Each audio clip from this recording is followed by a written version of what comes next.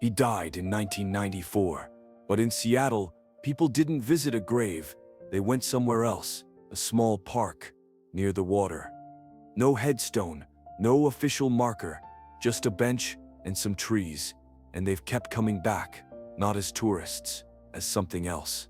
By the end, you'll understand why a public park holds something a cemetery never could. The park sits in Viretta Park, just off Lake Washington Boulevard.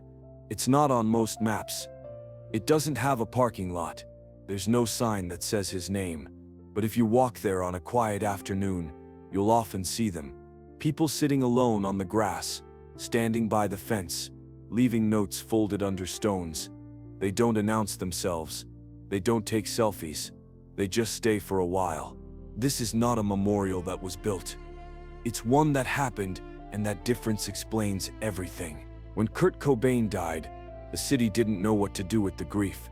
There was no funeral open to the public, no designated place to gather. Fans didn't have a location, so they created one themselves. They walked to the house where he died. They stood outside. They left flowers on the sidewalk. They wrote messages on the fence. The house was private property.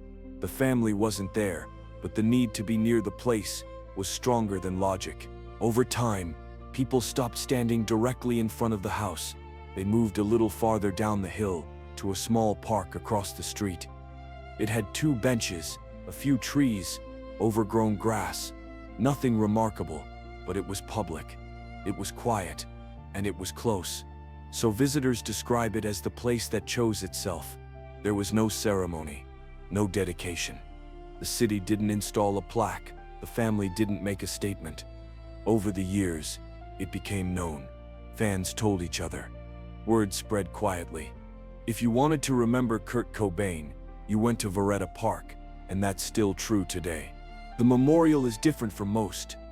There's no structure, no stone with his name engraved, no official recognition, just objects people leave behind. Guitar picks, handwritten lyrics, cigarette lighters, drawings, notes folded into small squares. Some stay for weeks, some wash away in the rain. New ones appear.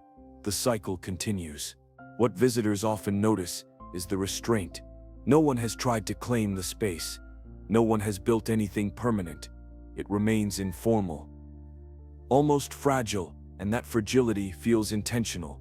Like the people who visit understand that making it official would change what it means. There's a wooden bench near the center of the park. It's old now, worn smooth by years of use.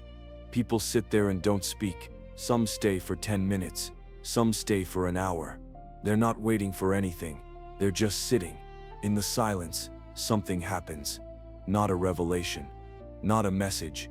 Just a feeling that they're in the right place. Nearby, a chain-link fence separates the park from the neighboring property. Over the years, people have woven objects into the metal. Shoelaces, bracelets, strips of fabric, small tokens that mean something only to the person who left them. The fence has become a quiet archive, a catalog of private grief made visible. This is where the meaning shifts.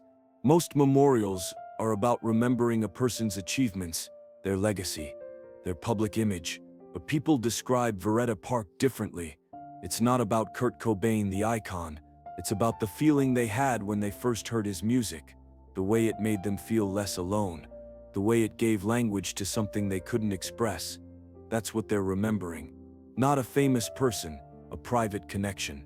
And that's why a grave wouldn't work. Graves are final. They represent an ending.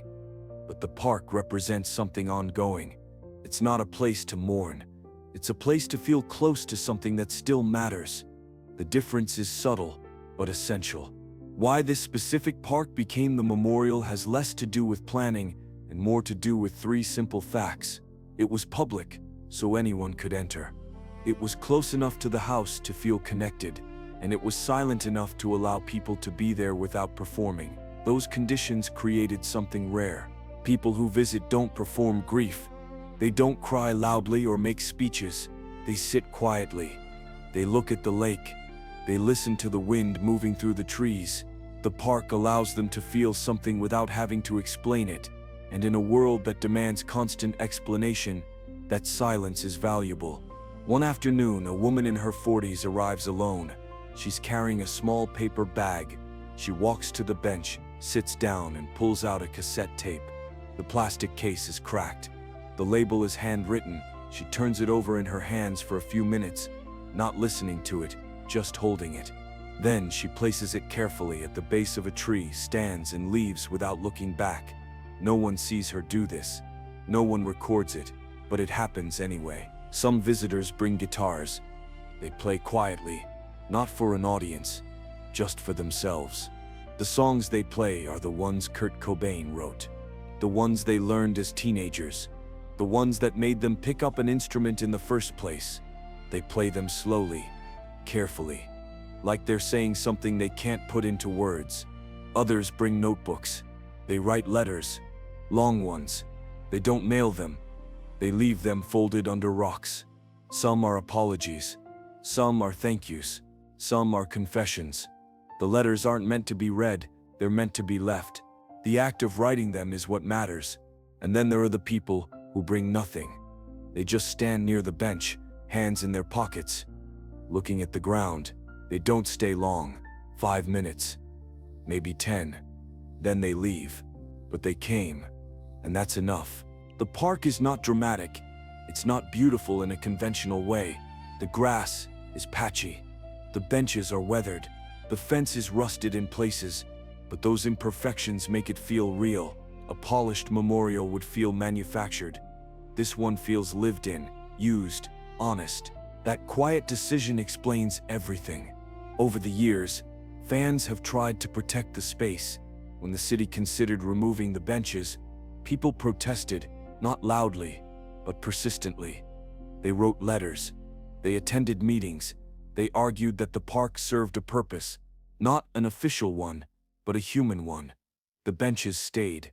When graffiti appeared on nearby walls, visitors cleaned it, not because they were custodians, but because they understood that keeping the space clean kept it meaningful. Spectacle would ruin it.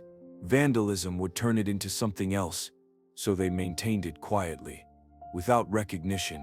This is not about ownership, it's about care, and that care has kept the park alive for 30 years. Seattle itself has changed. The city has grown, gentrified. The neighborhoods around Viretta Park are expensive now. The houses are renovated. The streets are cleaner, but the park has stayed the same. It hasn't been developed. It hasn't been redesigned. It remains a small, unremarkable patch of grass, and that consistency matters. For people who loved Kurt Cobain's music, the park is a reminder that some things don't need to change to stay important. The music hasn't changed. The feelings it created haven't changed, and the need for a place to remember hasn't changed. The park holds that continuity. Most people never notice this detail. The memorial is not about Kurt Cobain's death. It's about what he created while he was alive. The music, the honesty, the refusal to perform. That's what people are connecting with when they visit. They're not mourning a tragedy. They're honoring a creative voice that spoke to them. The distinction is important. And that's why the park still exists. Because it's not a grave. It's not a shrine.